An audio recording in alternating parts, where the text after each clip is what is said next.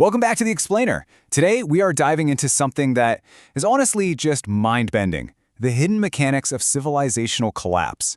You know, we usually think of history as this straight line, right? Empires rise, they hit their peak, and then they crumble into dust. But what if that entirely misses the actual architecture of reality? What if the fall of a kingdom isn't some epic failure, but a deliberate protective feature of the system itself? Today, we're going to explore how certain ancient narratives reveal a really stunning blueprint for how time, truth, and civilizations actually operate. So I want you to hold on to this provocative question as we go.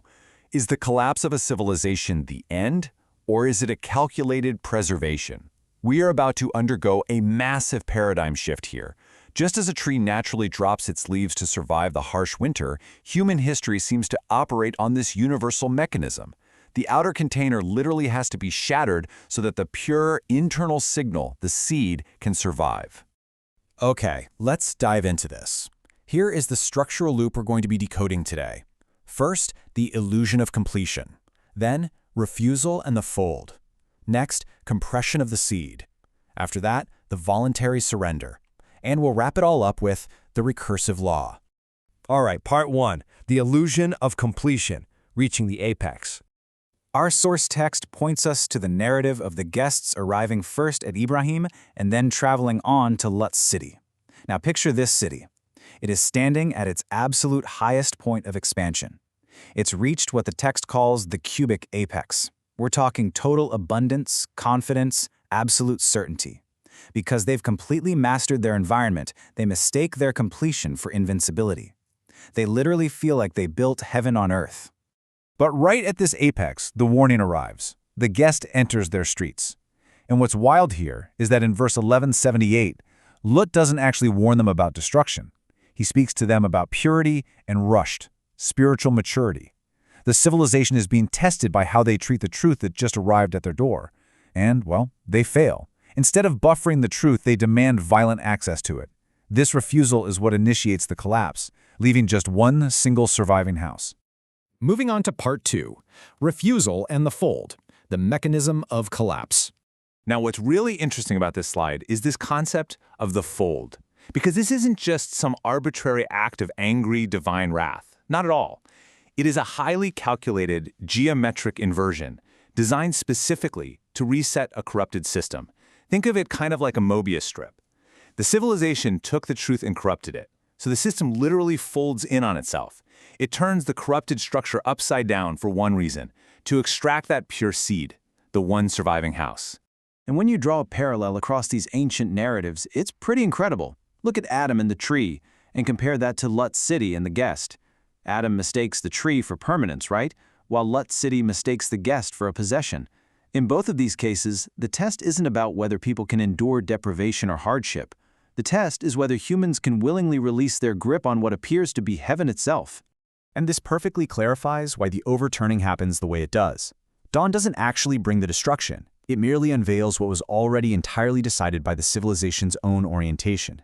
The overturning isn't the beginning of the collapse. The structural failure was already encoded the exact moment they refused the guest. Which brings us to part 3, compression of the seed, preserving the signal. Let's look at two absolutely profound examples of this suspended seed. On the left, we have the witness of verse 225:9. This is the man who passes by a ruined town and is suspended in death for a century. Then, on the right, we have the prophet Yunus, swallowed by the fish. Structurally, these are the exact same topological coordinate. It's one believer inside civilizational ruin and one prophet inside darkness. Both represent a living signal enclosed entirely within a collapsed world.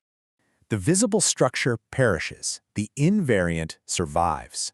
Time itself literally becomes the cave, the fish, or the grave. It acts as this suspended buffer. I mean, think about how wild the story of the witness is. His donkey dissolves completely into scattered bones over 100 years, but his food remains perfectly intact.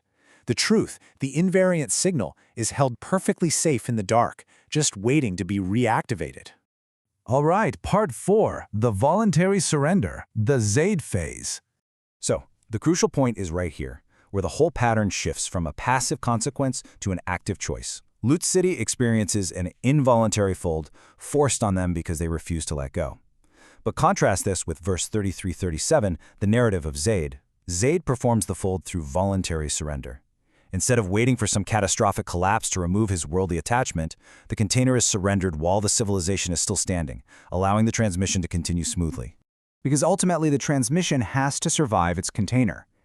As the text notes regarding verse 61:6, where Isa points forward to Ahmad, every completed cycle carries within itself the seed of the next cycle. It's not just one story ending and a completely new one beginning. It's the exact same eternal signal continuing its movement through different mothers, different historical settings, and new bodies. The brotherhood here isn't biological, it's completely recursive. The message re-enters history through a new seed.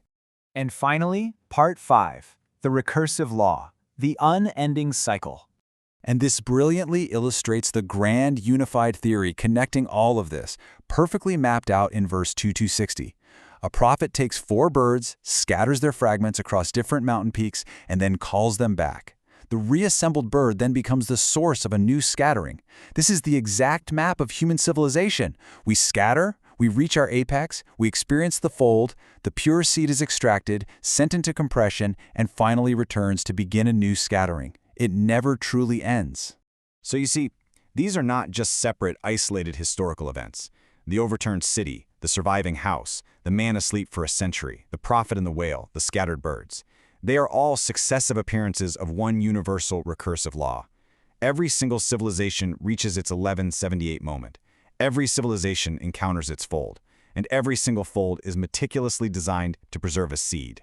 If you take away absolutely nothing else from this explainer, let it be this. The story is therefore not destruction. The story is preservation through destruction. It was never about the survival of the stone walls or the temporary city. The entire system is designed to destroy the corrupted shell specifically to protect the pure invariant signal hidden inside it. And so, this massive rhythm of existence just beats on. The kingdom falls, the single house disappears, the fish opens to the shore, the bones reassemble, the scattered birds return, and the seed enters the earth once again to sprout anew. The loop closes, but only to begin another cycle. Which leaves us looking squarely at our own present moment. If every completed cycle carries within itself the seed of the next cycle, what is our civilization currently gestating? Are we at the expansion, the apex, or are we already in the fold? It's a really profound thought to carry with you today. Thanks so much for joining me for this explainer, and I'll catch you in the next one.